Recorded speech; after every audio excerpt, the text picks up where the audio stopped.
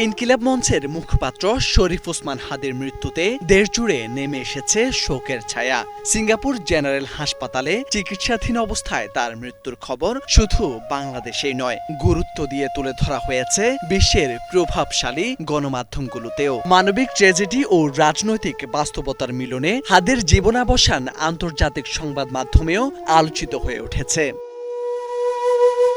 হাদির মৃত্যুর খবর প্রথম দিকেই প্রকাশ করে কাতার ভিত্তিক সংবাদ মাধ্যম আল জাজিরা। প্রতিবেদনে বলা হয়, গেল বছর বাংলাদেশের ছাত্র নেতৃত্বাধীন আন্দোলনের অন্যতম নেতা শরীফ ওসমান হাদি গুলিবিদ্ধ হওয়ার পর চিকিৎসার জন্য সিঙ্গাপুরে নেওয়া হয়েছিল। চিকিৎসকদের সর্বোচ্চ প্রচেষ্টা সত্ত্বেও শেষ পর্যন্ত তাকে বাঁচানো যায়নি। সিঙ্গাপুরের পররাষ্ট্র মন্ত্রণালয়ের বরাত দিয়ে এই তথ্য জানায় আল জাজিরা।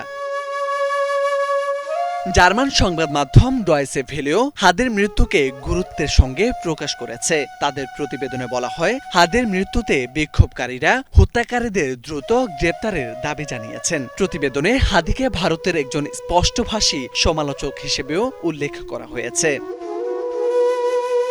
ব্রিটিশ সংবাদ মাধ্যম বিবিসি জানিয়েছে, সাবেক প্রধানমন্ত্রী শেখ হাসিনাকে ক্ষমতাচ্যুতকারী যুব আন্দোলনের একজন বিশিষ্ট নেতা হিসেবে পরিচিত হাদির মৃত্যুর পর বাংলাদেশ জুড়ে বিক্ষোভ ছড়িয়ে পড়েছে। একইভাবে ব্রিটিশ দৈনিক দ্য গার্ডিয়ানও এই খবর প্রকাশ করে হাদির রাজনৈতিক ভূমিকা ও তার মৃত্যুকে ঘিরে সৃষ্ট অস্থিরতার কথা তুলে ধরেছে।